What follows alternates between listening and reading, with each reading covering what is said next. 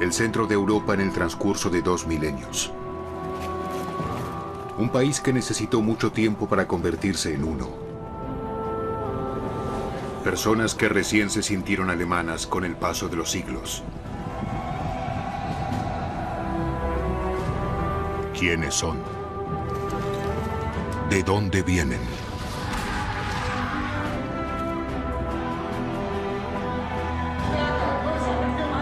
Preguntas a una historia alemana de 1000 años.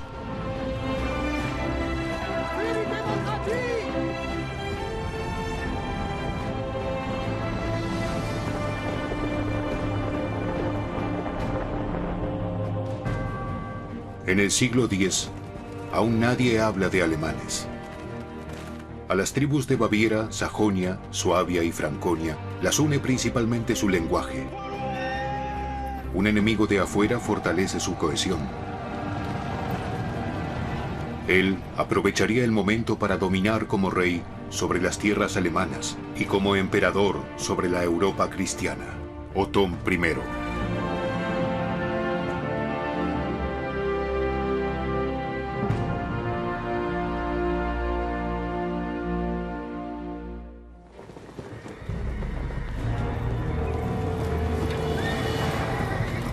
Siete escuadrones de tribus alemanas, 12.000 guerreros de Baviera, de Franconia y Suabia, de Lorena y Bohemia, acuden al llamado de ayuda de su rey. El rey Otón se juega todo a una carta, busca la batalla decisiva. Los húngaros aún nunca han ido a la batalla contra él. Sin embargo, están seguros de su victoria.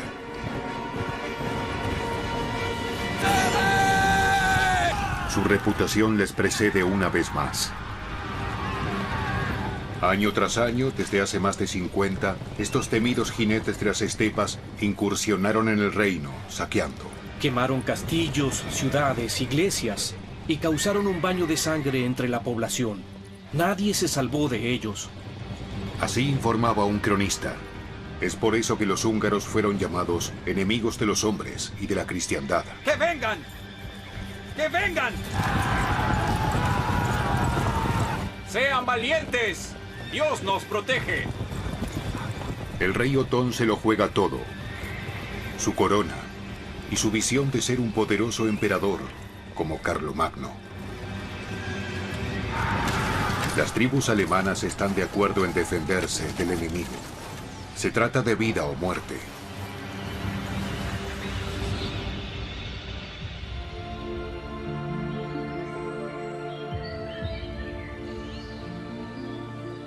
Alemania en el siglo X. Paisajes agrestes, bosques vírgenes de 1000 años de antigüedad. Tierras apenas pobladas, sin fronteras fijas, en las que viven 4 millones de personas. Su futuro es aún incierto.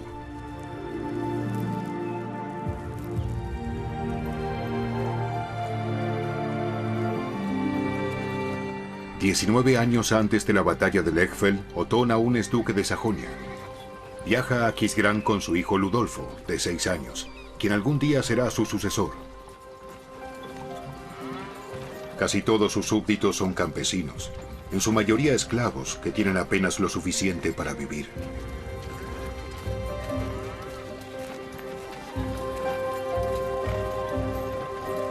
Aún nadie habla de un rey de los alemanes. Es una tierra de duques y tribus que eligen a un rey común. El padre de Otón, el rey Enrique, ha muerto. Entre sus hijos debe ser elegido y coronado un sucesor aquí, en Aquisgrán.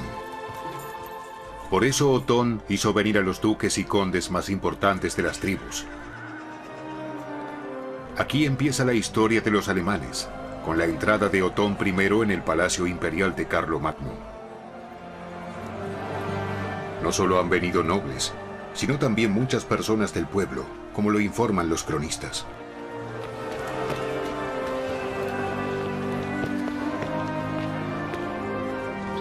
El arzobispo Hildeberto de Maguncia le da la bienvenida a Otón. Este quiere ser coronado sucesor del rey Enrique en la capilla del palacio. Aquí yacen los restos del emperador Carlomagno, venerado como padre fundador entre alemanes y franceses. En el año 843, sus nietos dividieron el reino de los francos, en los reinos de los francos occidentales, de los francos medios y de los francos orientales. Allí vivían 4 antiguas tribus germánicas: Sajonia, Franconia, Suabia y Baviera. De las tierras tribales surgiría en algún momento la Deutschland, la tierra de los alemanes. Del padre de Otón, el rey Enrique I, solo hay una imagen, casi irreconocible, de un sello. Este rompió con una larga tradición que venía desde Carlomagno. Para asegurar el poder de forma duradera, no dividió su reino entre sus hijos. Solo uno debía ser rey: Otón. Fue el primer paso hacia una realeza entre los alemanes.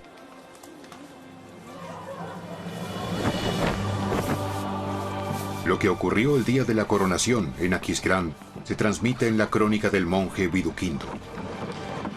En un periodo en el que casi nadie sabe leer, y mucho menos escribir, ni siquiera la nobleza, se requiere de grandes gestos y rituales significativos. Lo hicieron rey según su costumbre. Entonces le prometieron consejo y ayuda, dice el cronista Viduquindo. Tus enemigos son mis enemigos. Tus amigos son mis amigos. Quiero ser leal a ti en todo momento, serte sincero y obediente. Los duques le prometen lealtad a su rey. El monarca siempre debe saber que son los jefes de las tribus y los príncipes los que eligen al gobernante. Desde el día de la coronación de Otón, este principio de elección se mantuvo por casi 9 siglos.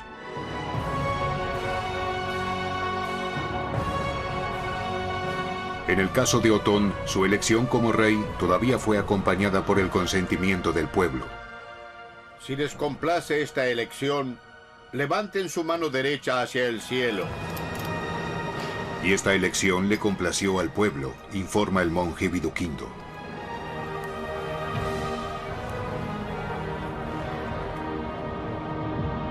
Aquí, en el octágono de la catedral de Aquisgrán, donde incluso hasta el día de hoy se encuentra el trono del emperador Carlomagno, Otón I es coronado rey, y otros 30 gobernantes alemanes seguirán sus pasos. Con la unción del arzobispo Hildeberto, Otón, según la convicción de su época, se convierte en el representante de Dios en la tierra. Y que tu cabeza nunca pierda el aceite de la misericordia. Y cuando el obispo le coloca la diadema, lo nombra rey y sucesor de Carlomagno. Por la voluntad de Dios, se te confiere todo el poder. La voluntad divina, el nombramiento por parte de los príncipes y la herencia de la historia. Sobre esto se basaría la realeza alemana en el futuro. Otón es ahora rey de todas las tribus de habla alemana. ¿Pero será esto suficiente para él? ¿Qué se propone? Ese es el trono de un emperador, no de un rey. Cuando Otón sube también al trono de Carlomagno, esto es entendido como una muestra de enorme arrogancia, como si quisiera demostrar que quiere ser emperador sobre toda la cristiandad occidental.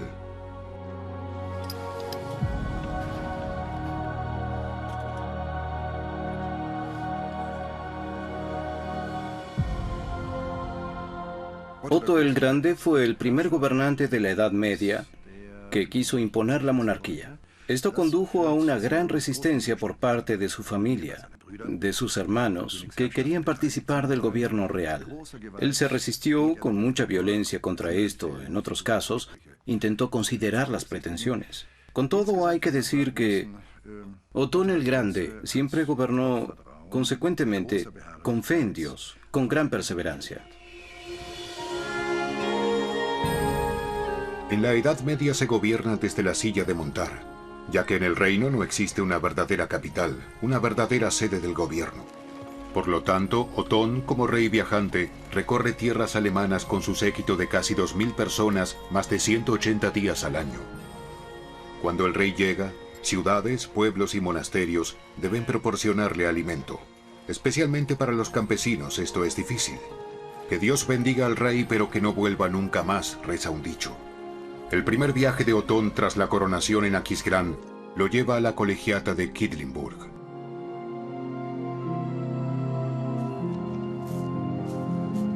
En su cripta, los restauradores descubrieron murales casi ocultos durante muchos años de trabajo minucioso.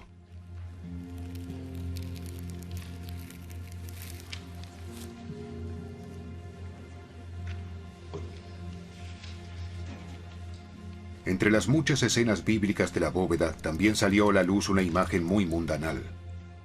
El rey Otón con corona y cetro.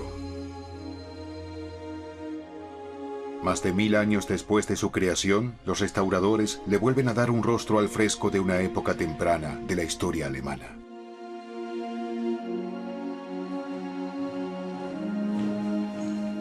La colegiata de Quedlinburg, restaurada en detalle, es patrimonio de la humanidad.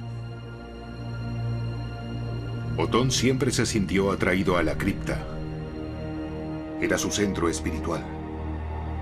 Una y otra vez peregrinaba. Se lo llamaba el orador, a la tumba de su padre, el rey Enrique, al que debía su reino.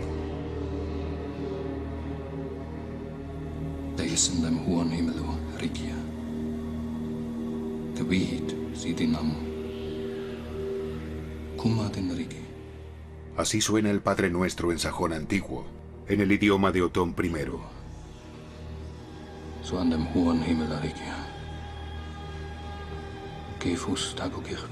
Como rey, Otón no solo debe temer a sus hermanos, que lo envidian por el favor de su padre. Una y otra vez, jinetes húngaros atraviesan el país saqueando y asesinando. Se llaman magiares.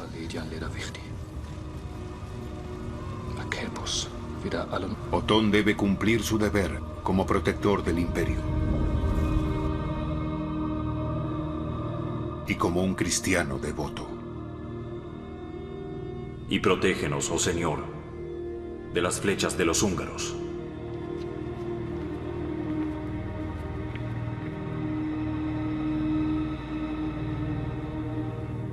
Para protegerse de los jinetes húngaros, el padre de Otón ya había hecho construir fortificaciones, como el castillo de Werla, en Sajonia. En momentos de peligro, las personas podían retirarse a este refugio, rodeado por murallas, fosos y empalizadas.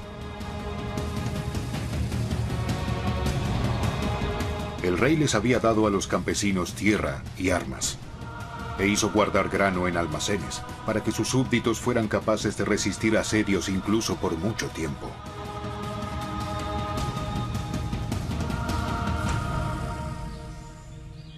Hasta el día de hoy las murallas del fuerte sajón aún son visibles. Pero incluso en aquel entonces no podían evitar que los magiares invadieran el reino año tras año. El rey viajante, Otón, se traslada de un lugar a otro, por lo que algunos de sus súbditos tienen que haberlo visto y hablado con él.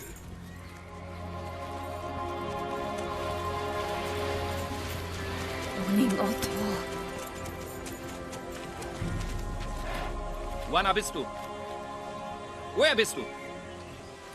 Ansgar, van der Werla Burgikomo.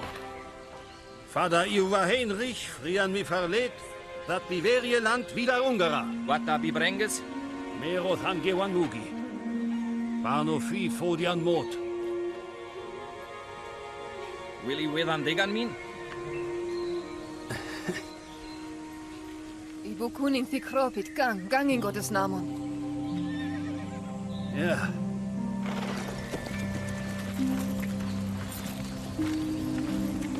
¿Cómo sabemos cómo hablaba la gente en el país en ese momento? ¿Podían las tribus comprenderse entre ellas en el reino de Otón? La biblioteca de la abadía de San Galo guarda muchos tesoros de la Alta Edad Media. Los manuscritos proporcionan información sobre cómo se comunicaban los alemanes en ese momento. El libro más antiguo en idioma alemán fue escrito aquí por monjes alrededor del año 800. Es un diccionario para viajeros, el Codex Abrogans. La palabra Sanftmuati se convertiría en alemán moderno en Sanftmutig, pacífico en español, y de Omodi en la actual Demütig, que significa humilde. Hablaban una lengua que comprendían entre sí, a pesar de que, como diríamos hoy, tenían fuertes dialectos. Es decir, se hablaba el dialecto de los bávaros, de los francos, de los sajones, de los alemanes. Se entendían a veces con dificultad, mientras que los que actualmente llamamos el alto alemán antiguo, en realidad, es un concepto moderno artificial, no es un idioma que realmente hablaba la gente. Otón el Grande, por ejemplo, sorprendió a un Ratisbona por hablar sajón. Eso está atestiguado. El jinete de Magdeburgo se considera una imagen de Otón I. El ambicioso rey no solo tiene en su contra a sus hermanos, sino también a algunos duques. Solo puede asegurar su poder, según él entiende, si consolida su tierra de origen. Aquí, a orillas del Elba, vive alrededor del año 1000 el pueblo más poderoso de habla alemana, los sajones. Otón I convierte el insignificante pueblo de pescadores y de mercado de Magadoburg en la ciudad real de Magdeburgo. Hizo rodear el lugar por una muralla, hizo construir iglesias, un palacio real y la catedral. Magdeburgo fue una de las ciudades más magníficas de Alemania hasta su destrucción en la Guerra de los 30 años.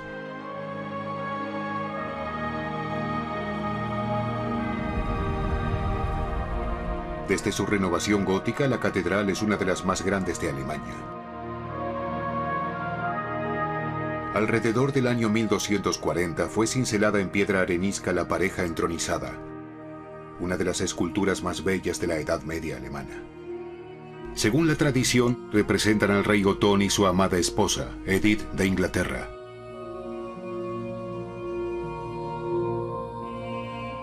Al morir la reina, Otón volvió a casarse.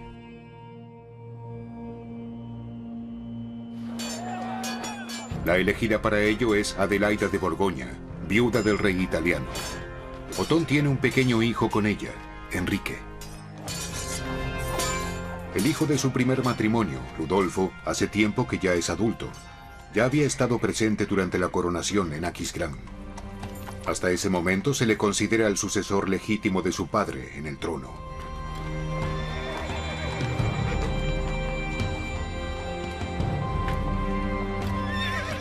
¿Y bien, pequeño italiano? Déjalo, Ludolfo, detente inmediatamente. Prohíbeselo, Otón. Muestra respeto por el futuro rey. ¿Has dicho rey? Sí.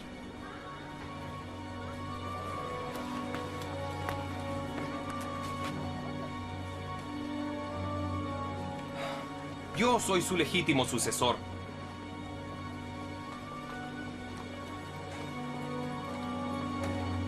¿Piensas romper todos los juramentos por ella? Mi padre guarda silencio. Así que yo debo responder. Nadie podía sospechar hasta dónde llegaría Ludolfo para hacer cumplir sus derechos al trono, y qué aliados buscaría para ello. En el año 953, los húngaros vuelven a invadir el reino de Otón. Encendieron castillos y ciudades y causaron tal baño de sangre que amenazaba una despoblación completa. Escribe un cronista. Los enemigos de Dios y de la humanidad, como se llamaba a los húngaros en ese momento, penetran hasta el Rin. Solo Suabia se mantiene a salvo, el ducado de Ludolfo. El hijo de Otón había decidido no luchar contra los húngaros, sino negociar con ellos. Al igual que otros nobles, intenta saciar el deseo de saquear de los magiares con oro y plata. Sin embargo, Ludolfo quiere más. Se encuentra con Harka Bulsú, el comandante del ejército húngaro.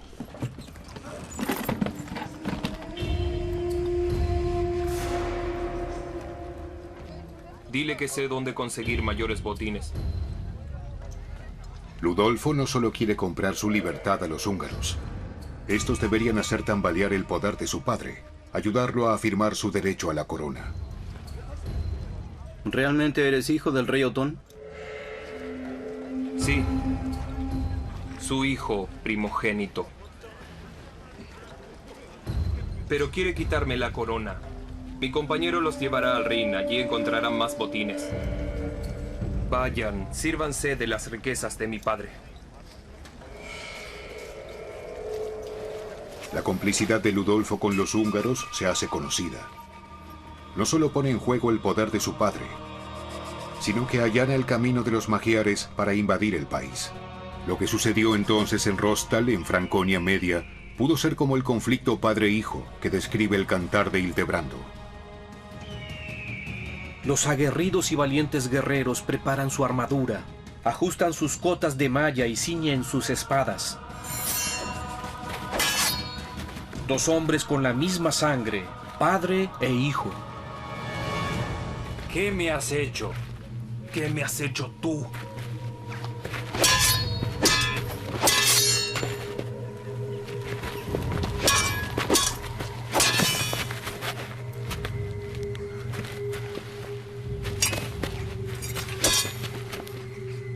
¿Acaso no eres mi carne?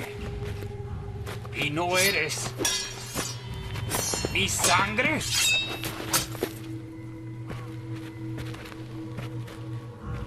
Porque lo soy. Me quitas todo, corona, honor, orgullo. Sométete a tu padre. Jamás. Déjalo ir. Ludolfo puede huir de Rostal. De esta forma mi propio hijo es mi peor enemigo, se queja Otón.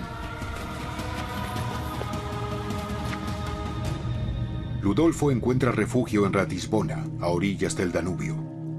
Otón hace sitiar la ciudad episcopal durante 6 semanas. Se produce una hambruna. Las puertas se abren. Esa misma noche Ratisbona es quemada prácticamente por completo.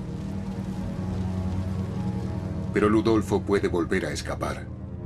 ¿Continuará la lucha contra su padre? ¿Volverá a buscar la ayuda de los húngaros? Entonces, según escribe el cronista Viduquindo, el rey fue a cazar a Subeldum, en lo que hoy es Turingia, cuando de pronto llegó al campamento un guerrero andrajoso. Es Ludolfo, el hijo de Otón. Debido a su traición se aisló. Los duques están del lado del rey.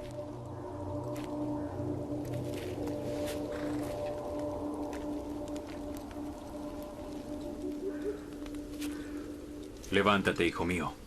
Ludolfo estaba profundamente arrepentido. Él juró obedecer y cumplir la voluntad del padre en todo a partir de este momento. Eso dice la tradición. Como rey por la gracia de Dios, Otón se siente obligado a mostrarle clemencia cristiana al hijo pródigo. Pero este hijo ha perdido de una vez y para siempre el derecho a la sucesión al trono.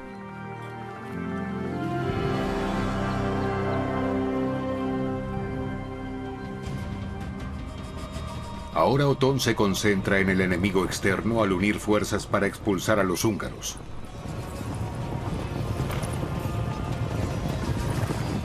Desde todas partes del imperio, el rey convoca a los guerreros de las diferentes tribus a Lechfeld, cerca de Augsburgo.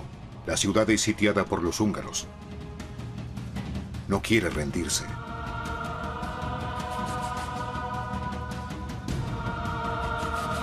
En la iglesia de Santa Afra, la llamada Cruz de San Uldarico recuerda aún hoy el asedio de hace más de 1000 años. Los habitantes de Augsburgo esperaban que Otón los liberara con el gran despliegue de tribus.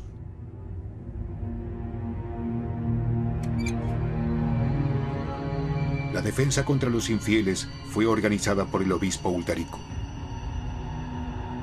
Incluso habría ido contra los húngaros con intrepidez absoluta, según se dice.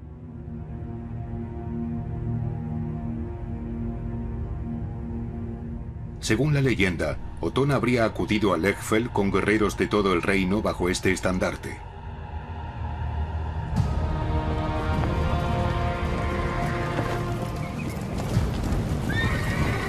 Este gran despliegue viene de Baviera, de Suabia, Bohemia, Franconia y Lorena.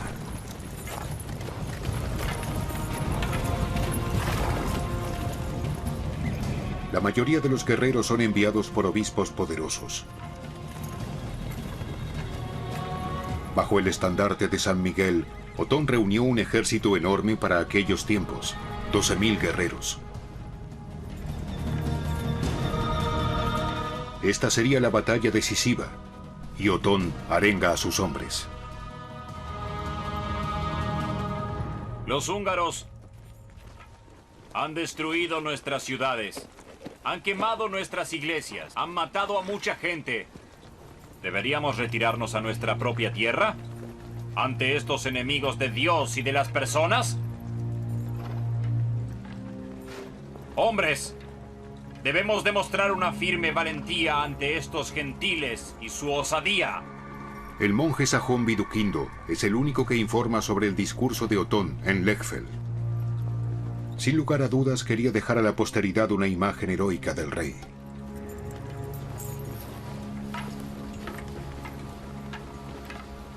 Ahora hablemos más bien con la espada, en vez de hablar con la lengua.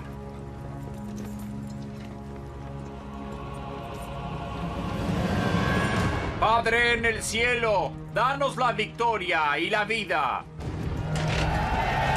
Generaciones posteriores llamarán a este momento en Lechfeld el nacimiento de los alemanes.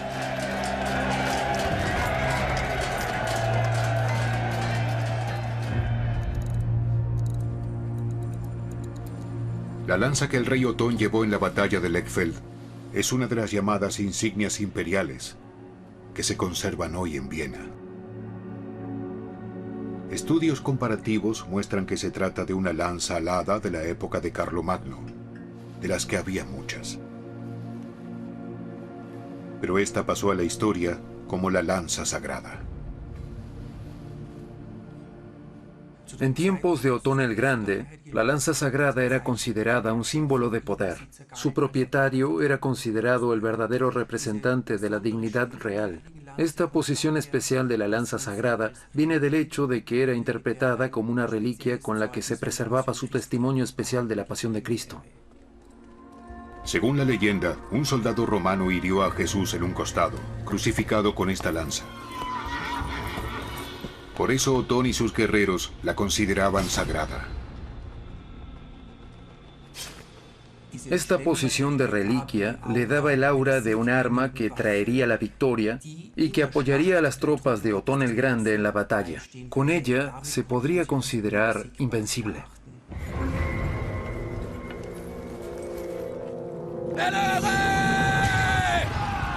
Otón había elegido una amplia área abierta. ¡Que vengan! Hace que sus jinetes acorazados formen largas filas que deberían permanecer cerradas.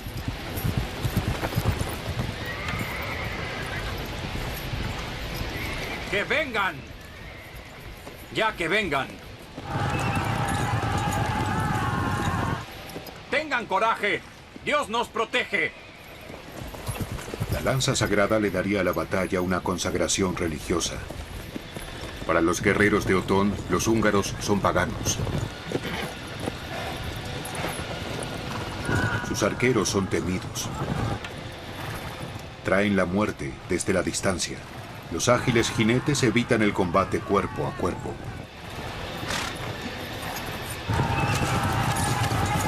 Ellos no tiran con un objetivo, sino con devastadoras descargas dispersas.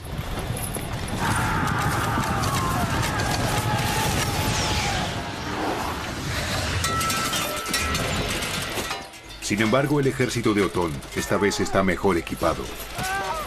En sus escudos rebotan muchas flechas y las cotas de malla también ofrecen protección.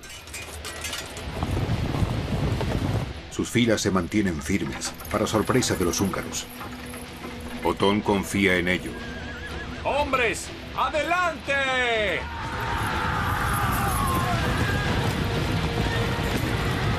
Ahora los jinetes del rey pasan a la ofensiva. Los más audaces entre los enemigos al principio aún se resistían, pero cuando vieron cómo huían sus compañeros, cayeron entre los nuestros y fueron asesinados hombre por hombre. Así describe el cronista la batalla.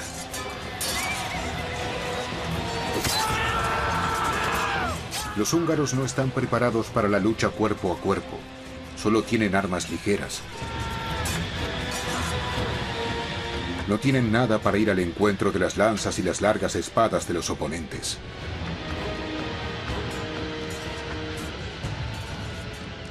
La victoria en Lechfeld le trajo a Otón el reconocimiento que perseguía. Como guerrero escogido de Dios y glorioso monarca, se cree llamado a partir de entonces para dignidades más altas. Él no es misericordioso. Ningún húngaro debería regresar a su hogar. Los prisioneros son decapitados. No solo su comandante Horka Bulksu debía ser ahorcado. Una cruel venganza. Sin embargo, la batalla en Lechfeld es el punto de inflexión.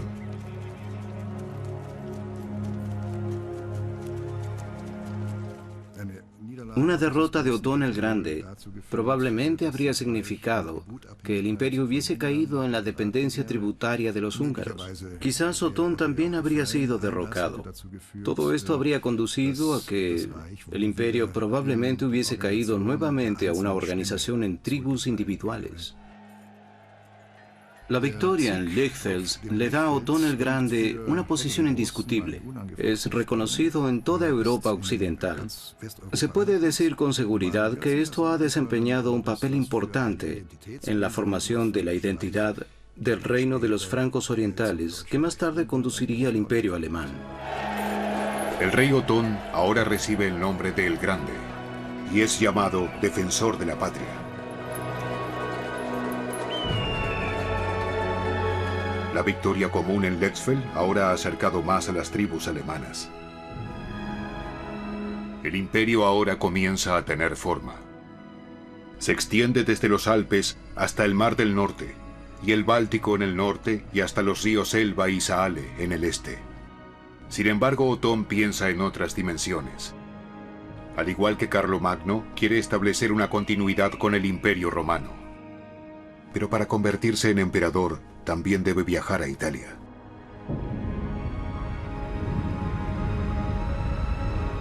Con un séquito de más de 1000 guerreros, Otón cruzó los Alpes en el año 961. La ocasión es una llamada de auxilio del Papa. Juan XII es amenazado por un príncipe que quiere disputarle al pontífice el dominio sobre Roma. Otón gana y consolida su dominio en Italia.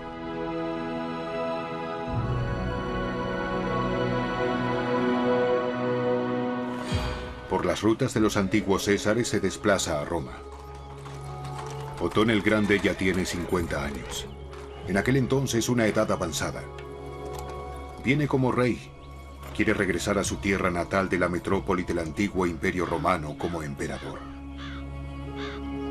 Los romanos no están impresionados. Ahora Roma eterna te ha tomado, rey sajón, reza un dicho de aquel tiempo.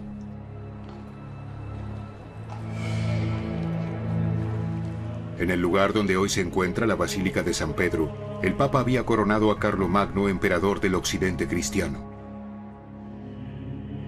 Así debería ser ahora también. En esta piedra circular de pórfido, se dice, fue coronado emperador el sajón Otón, emperador del Imperio Romano, que alguna vez sería llamado el Sacro Imperio Romano Germánico.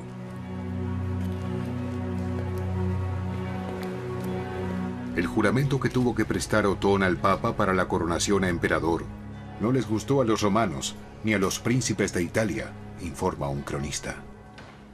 En el nombre de Cristo, juro que seré siempre protector y defensor de la Santa Iglesia Romana y de todas sus posesiones. Ahora recibe el signo de la gloria. Así se produce un pacto entre el rey alemán y el pontífice romano. En nombre del Padre, del Hijo y del Espíritu Santo. Amén. Otón ha logrado ahora ser el sucesor de Carlomagno en Europa.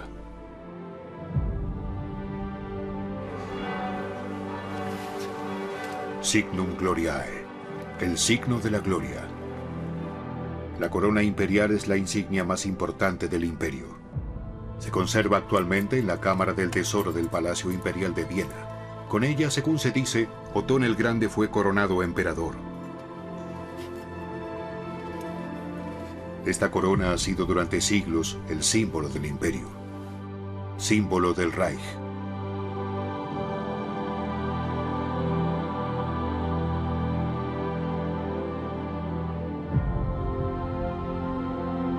Otón toma como modelo a los reyes David y Salomón.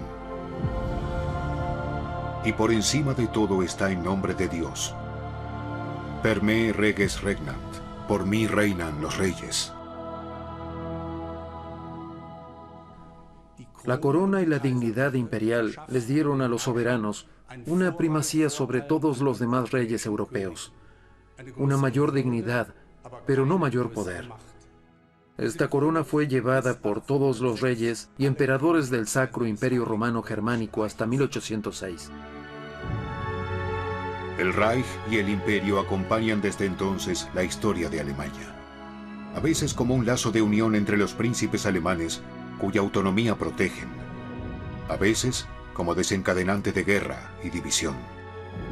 Sin embargo, la idea del imperio une a los alemanes más allá de las fronteras y confesiones. Después de la finalización del Sacro Imperio Romano Germánico a principios del siglo XIX, se reaviva el mito del Imperio Alemán en 1871, en el denominado Segundo Reich de Guillermo. El llamado Tercer Reich de Hitler busca acaparar las insignias para sí. Sin embargo, al final, produce la burla de los vencedores. El soberano proveniente de la nobleza sajona es ahora rey de los alemanes, rey de Italia y emperador de la cristiandad occidental. Es llamado querido del mundo y cabeza de todo el globo.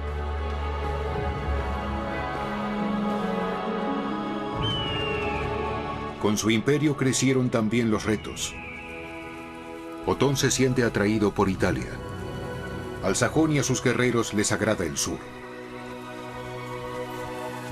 Durante 10 años, Otón permanece con su séquito en Italia, donde debe afirmarse contra poderosos oponentes, contra príncipes italianos, contra bizantinos y árabes.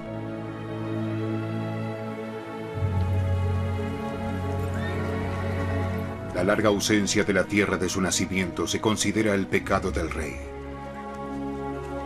Su reino está huérfano, se dice.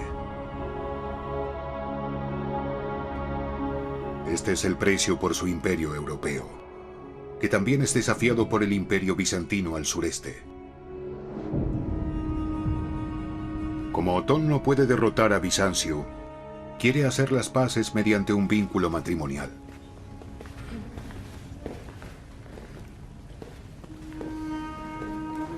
Su hijo debería casarse con una princesa bizantina.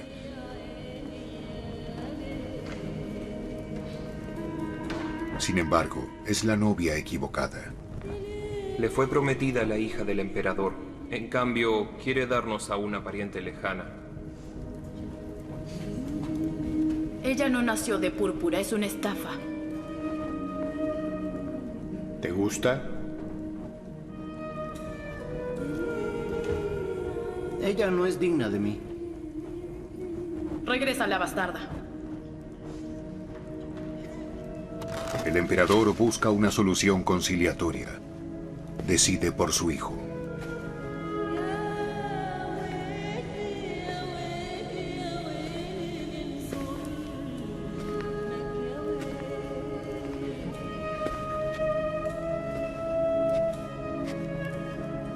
¿Cuál es tu nombre? Teófano. ¿Teófano? Por el bien de la paz, Otón acepta a la novia. Una de las actas de matrimonio más bellas de la Edad Media sella la alianza de dos mundos que ahora se reconocen mutuamente.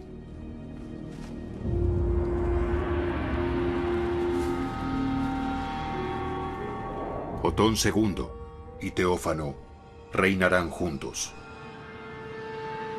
Sin embargo, ¿Con qué legado? Cabe destacar que el período de Otón el Grande ha marcado varios hitos en el camino hacia una historia alemana. Y los hitos son precisamente la batalla de Lechfeld y el Imperio. Y con ello, Otón el Grande, en realidad, hizo bastante por la historia alemana. Después de muchos años en Italia, Otón añora nuevamente la tierra de sus padres. Con gran fama y tropas victoriosas, regresó a Germania, escribe Viduquindo, su cronista. Teófano, ¿qué lees con tanto interés? Su tierra es aterradora debido a los pantanos y a los bosques. Como bebida embriagadora emplean una infusión de cebada y trigo, eso dice aquí. ¿Sobre quién escriben allí? Por supuesto que sobre sus antepasados, los germanos. En realidad, ¿por qué los romanos les llaman teutones? Porque nos temen como a los teutones que una vez invadieron Italia. Y ahora un sajón es su emperador. Pero también los llaman despectivamente Tedeschi, los teutones. Ah, esos arrogantes romanos. Solo aprecian su latín y desprecian la lengua de los pueblos germanos. Como sajones, suevos, francos y bávaros, se trasladaron con Otón el Grande a Roma. Con la corona imperial y el nombre que los italianos les dieron, regresan a su hogar. Se acostumbrarán al nombre y finalmente se llamarán a sí mismos en alemán Deutschen.